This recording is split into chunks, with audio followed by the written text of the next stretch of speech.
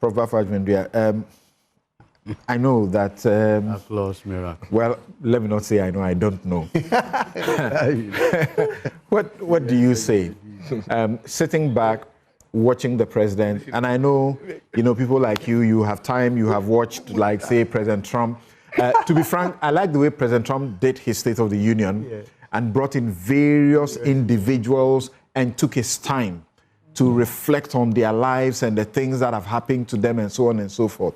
Even though the Democrats, sat down for almost the entire time, they won't get up and clap. He wasn't happy with the Supreme Court judge. Yes. He took them on right there in front of him. Their faces. The lapdogs. Yeah. Okay. So, like I could reflect what President Mahama was doing on what Trump was doing. He was talking about the jobs that have the economy. He says it's gotten better, bigger, and it will be whatever. President Mahama says we should get our allowance, and that we are in some plane that's about to take flights, and so we have to get ready. What do you say? Actually, every president comes to address the nation through the sonar, and they will always tell us things are looking up. They have to do that, because if you're a leader, you're not going to tell your people, hey, things are so gloomy, let's start packing. So I expect every president, including the American president, as you refer to come and just give out the spirit of people for them to believe that things are either doing well or are going to do well. So that's expected. But of course, I also observed that the president came in fully confident, with broad smiles, because truly, as all my colleagues have said, the first year has been a very good year for the government and therefore for the people of Ghana.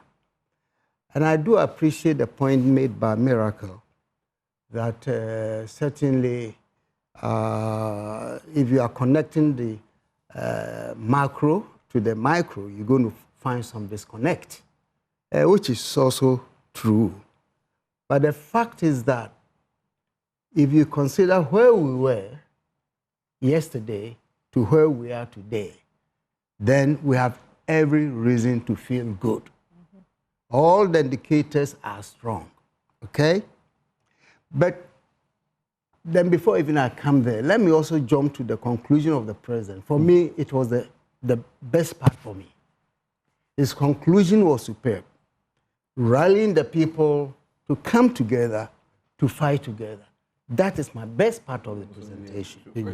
And I'm hoping that somehow, as we go forward, he will find some practical ways to put us together. Because this division, that tends to drive our economies back and forth. We keep marking time. It's all because of the serious national divide that we have. So that was the best part.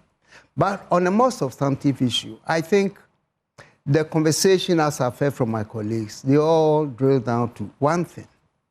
And I'm going to refer to President Akufo-Addo when he came in with its great idea of the Gadgets-Bed economy. The Gadgets-Bed economy. We have 8 years for him. I personally did not see much in terms of changing that important concept that he threw at us. We should have. He promoted the policy of Ghana Beyond. Oh my goodness. 8. Beautiful policy, but hollow, because there was nothing to it. In fact, the day he proclaimed that, I was with my friends at CDD. We all jumped for joy, because that should be the ultimate for any country like Ghana. The French president praised him. The whole world, he was being praised. Correct. In a similar fashion as John Mahama is being praised for the Accra reset, Yeah, well, our foreign friends will praise you if you say something like that, but they watch to see how you move with it, because the obstacles in the way are normally placed by themselves. So those things we can live with it. But more seriously, I think after achieving these initial macroeconomic successes, the challenge for me, and most of you have referred to that, is the sustainability. And also the fact that the Ghanaian economy is still a neo-colonial economy and is very, very vulnerable to shocks in the global market economy. And all the commodities that are driving us currently are all commodities that we do not control. That's where the danger is. So as we move on with this, I would like to see a more aggressive policy towards achieving certain self-sufficiency in areas that we're spending so much money and resources. Importing food. Now, I know we're going to discuss the tomato crisis. That Ghana should sit here today, go to Burkina to import tomatoes on a Sahelian country. And we, with all the fertile land around us, we cannot produce enough tomatoes. Just think of that alone. Without their tomatoes, we're already getting into trouble. There you go. Yeah. And if you're talking about the dangers of dependency, not even on the global level, this is it. So I am waiting anxiously to see how the president follows these initial successes with concrete and aggressive policies for self-sufficiency in the food that we eat. I admire the initiative for Feed the Nation. In a way, it was for me, knowing a champion, I said this, mimicking a champion. And let me tell you, in the 2016 campaign, the president made it clear that if he won that election, he will introduce Operation Feed Yourself. And Julius Deborah, who is the chief of staff, did the same. I have sources. I've quoted this in the book I wrote on a champion. And again, if you know the history, it was during that period that President Mahama's father became one of the best farmers in the area of rice, exporting rice. And I think because of the suspicion that perhaps he had connection with the champion, that's why he even left to go to Nigeria for safety. So there is a history behind that.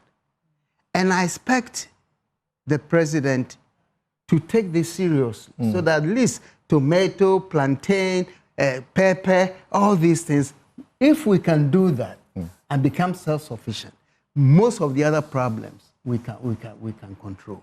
So again, my point is simple. Let us now begin to look at how we change the Gadgetsburg economy. Let us begin, and this is what my colleagues and the economists who came on earlier referred to as the structural issues. Structurally, we are tied to the global economy. And so far as we are tied to that, not that we can extricate ourselves immediately, but there are certain domestic measures we can take to make us reduce our dependency on the external economy. For me, that's what I'm waiting for. All right. So